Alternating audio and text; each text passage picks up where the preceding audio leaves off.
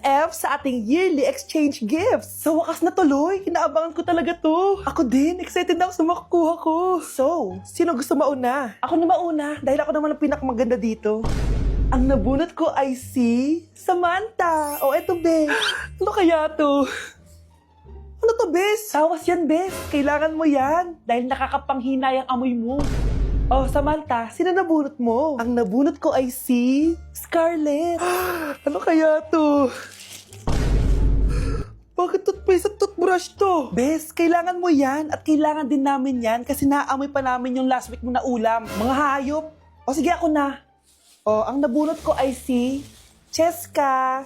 O, di ka nalugi dito ah. Wow, Bes, ang dami nito ah. Nabili ko lahat yan sa Shopee Choice. Binilang kita ng charger cord kasi palagi mo nawawala yung sayo, te. 69 pesos lang to. Oh, selfie stick with flashlight. Di ba mahilig ka mag-video-video? 188 pesos lang to. Oh, tinted lip balm para magmukha kang fresh kahit di ka nag-toothbrush. 87 pesos lang to. Oh, pampas grass para magmukha maganda yung kwarto mo. Oh, eto, wireless microphone para high quality ang boses mo kahit pangit ang boses mo. Ang mura naman pala. Paano yan, Bes? Paano? Just search my choice keyword sa Shopee to enjoy 50% off voucher. Pasabog ka talaga, Bes. Tama. Kaya mag-check out na rin kayo sa Shopee Choice. Okay, class. Magsisitting arrangement tayo, okay? Scarlett, tumabi ka kay Cheska. Sige po, ma'am. Hi. Oh, bago ka lang ba dito? Oo, sana maging close tayo. Paalala ko lang sa'yo, na sa room na to, ako ang prinsesa dito. Okay? I like your hair. It's giving squatter. Sa subdivision kasi namin, uso ang reband. Ew! 2025 na, naka-Android ka pa din? It's giving blurred cam. So, boyfriend mo pala si Michael? Bakit kanya pinatulan? Sa mukhang yan? Yuck! Ang pangit ng... Pag pinaluha mo ang nanay mo, tandaan mo, may kabayaran ang bawat luha niya. Isipin mo ito, noong maliit ka pa, ilang beses ka bang umiyak sa gabi? Ilang beses kang nagkasakit at nag-alala siya? Ilang beses kang nagutom at tiniis niya ang sarili niyang gutom para lang may maihain sa'yo?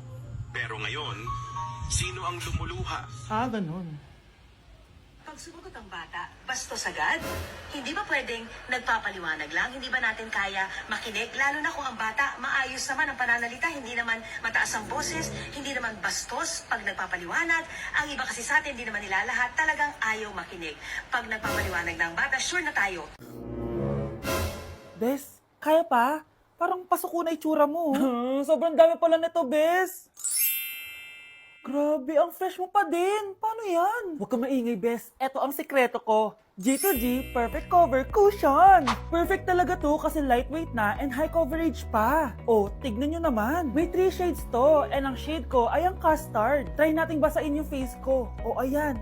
Ayan. O diba, ang hirap tanggalin. Love na love ko talaga to kasi waterproof, long-lasting, and transfer-proof. Plus, skincare infused din to kaya hulas-proof talaga. For only 345 pesos lang to. Wow, ang affordable naman yan, Bes. Bibili ako niyan. O eto, Bes, sa'yo na to para fresh tayo bukas sa exam. Salamat, Bes. The best ka talaga. Naku, taas na naman ang kuryente natin. Sino ba kasing aircon dyan? Si ate, buong araw nag-aircon. Wow ah, kala mo din nakiki-aircon. Anay, kailangan ko na daw po magbayad ng tuition para makapag-exam ako. Ha? Bayarin na naman? Sige anak. Nay, due date na pala ng internet natin. Baka maputulan tayo. Oh, isa pa yan. Naku, sabay-sabay na. Oh, wala na naman pala naman to ref natin. Naku, kailangan na natin mag-grocery. Nay, nagpadala na daw si tatay. Ay, buti naman. Umulan pa, patay! Paano kaya ako pupunta sa remittance center neto? Ano ka ba, Nay? Nagpadala si tatay via GCash at may bonus credits pa. Wow, high-tech na pala anak. Eh paano yung mga bills natin? Pwede din yan sa GCash, Nay. Ayan, kaka-cellphone mo yan. Ay mali, kaka-GCash mo yan. Kaya magpadala na sa GCash dahil diretso sa GCash wallet mo ang remittances abroad. Hindi ka nalalabas ng bahay dahil hassle-free at 24/7 tong available. At wala tong transfer fee sa mga verified users. Just open your GCash app and go to your GCash wallet. Itap nyo lang yung cash in at go to Global Banks and Partners. Hanapin mo lang kung saan remittance partner siya nagpadala. I-enter mo lang yung mga kailangan na details at makukuha mo na agad yung pera, o diba? Grabe anak, ang bilis na pala ngayon. O diba, Nay? Kaya mo? I-GCash mo! Iba na talaga ngayon, no? Nung panahon namin, ang layo pa ng pinupuntahan namin para makapagpadala. Hulaan ko, Nay, tumatawid pa kayo ng bundok at ilog, no? Class, may joke ako. Anong hayop ang hindi marunong magtago? Ano po, ma'am? Eh di, elepante, kasi di ba malaki siya? Corny ni ma'am. Trubes. Nakakatawa ka talaga, ma'am. Oh, +1 si Samantha, kasi siya lang yung tumawa. Thank you, ma'am. Lu, pwede pala yun? Ma'am, eto po, para sa inyo po to. Hala, ang ganda naman nito. Balita ko po kasi, ma'am, mahilig kayo sa halaman. Thank you, Samantha. Baka naman, ma'am, plus points sa quiz natin kanina. Sure, +5 ka na sa akin. Ikaw pa ba?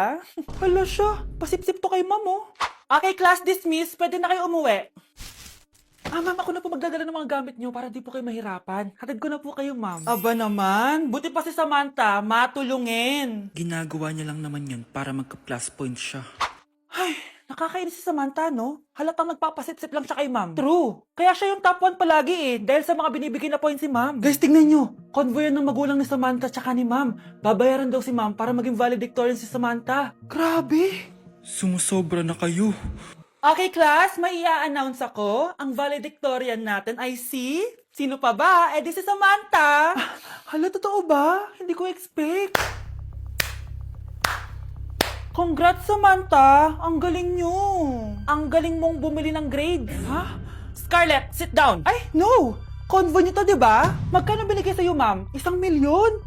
Wow, easy money! Alo, nagpapabayad si ma'am? Grabe. Ano kaya magiging reaction ng principal pag nasend ko to sa kanya? Hindi yan totoo! I-delete mo yan!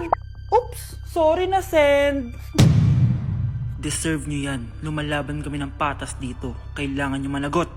Oh, bakit may pera na naman dito?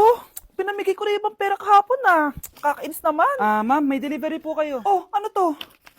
Pera na naman? Diyos ko, ayoko neto. Sa'yo na lang, kuya. Ayoko din po niyan, ma'am. Sa iba niyo na lang po ibigay. Sige na po. Ano ba yan? Ang dami ko ng pera eh. Nay, bakit 300,000 na naman yung binigay mong baon sa akin? Hindi ko pa nga nagagastos yung baon ko last week eh. Tapos binilan mo pa ako ng bagong iPhone at iPad. Bawasan mo yung baon ko, ha? Nakakainis ka. Huwag ka na magreklamo. Ang dami na nga natin pera eh. O, eto pa. Hindi ko na alam kung saan ko gagastusin to eh. Ay, naku. Padala kasi na padala ng pera eh. Tapon ko na lang to. Congrats, ma'am! Kayo po ang grand winner ng 5 million pesos! Ano ba yan? Pera na naman. Pwede ba hindi ko tanggapin yan? Dami ko ng pera eh. Ay, bawal na po namin kunin to, ma'am. Sa'yo na po to. Congrats po ulit. Ba't pa ako nagising? Sana ganun na lang yung problema ko. Anak, umaga na oh. Gising ka pa din? Oo, Nay. Bukas na kasi yung thesis defense namin. Kailangan ko reviewin yung mga papel namin eh. Hay naku, baka magkasakit ka na niyan Bahala na, Nay. Last naman na to. Sana makapasa na kami. Good luck, anak ha. Galingan nyo. Nay, na-defend namin yung thesis namin! Wow, congrats anak! Ibig sabihin, oo Nay, gagraduate na ako! Salamat naman at makakapagtapos ka na anak! Oo nga Nay eh, worth it lahat ng stress at puyat. Kita ko nga sa mukha mo anak ko, sobrang dry, sobrang dull. Tapos parang na-sunburn din, no? Nay, ayoko naman magmukhang zombie sa graduation namin. I got you, anak. O, eto, gamitin mo to Glad to Glow Brightening Moisturizer. Ginagamit ko to araw-araw, anak. Moisturizing talaga at madali ma-absorb ng skin. Take note, suitable to for all skin types. Grabe na yun, nag-brighten talaga yung skin ko. Ready na ako sa graduation namin. O, diba? Sabi ko naman sa'yo I got you. Good morning, class! Good mood si ma'am ngayon Sana good mood lang siya gang mamaya. Bago tayo mag-start, mag-pray muna tayo, okay? Sino gusto mag-lead? Di ako marunong niyan, ikaw na lang. Lalo na ako, di nga ako sumisimba wala. Pag walang pumunta sa harap, lahat kayo, i-absent ko! Bes, ikaw na lang. Ma'am, ako na lang po. Madali naman pala kayo kausap Okay, class, so dito na nagtatapos sa lesson natin. Oh! May 1 oras pa pala tayo Sige na, i-dismiss ko na kayo. Yes, be, tara gala tayo. Tara be, buti nilang talaga dinismiss tayo agad. Aba, excited? Uwing-uwi? Ayaw niyo siguro sa subject ko, no? Maghihintay kayo hanggang 4 p.m. dito! Walang uuwi! Grabe naman yung mood swing ni ma'am. Nakakainis. I love you too. Okay, class. Dahil good mood ako today, hindi tuloy ang quiz at lesson natin. Ay, salamat. Magagawa ko na yung assignment ko sa math. Bes, pakopya naman ako niyan. Aba! Sino nagsabi sa inyo na pwede kang gumawa ng assignment sa ibang subject, ha? Ma'am, talagang sinisira niyo mood ko, ha? Lahat kayo bagsak sa quiz! Excuse me, Ma'am Reyes? Bakit mo tinatakot ang mga anak ko? Ma'am, hindi sila matututo kung hindi ko sila tatakutin. Hindi mo kailangan takutin ng mga bata. Kausapin mo sila na maayos. Tama. Tayo ang pangalawa nilang magulang. Dapat maging safe sila sa atin. Gusto mo bang maalala ka nila sa mga pananakot mo? Facts, ma'am. Umayos ka na, ha? Kung ayaw mong isumbong kita sa principal. Deserve.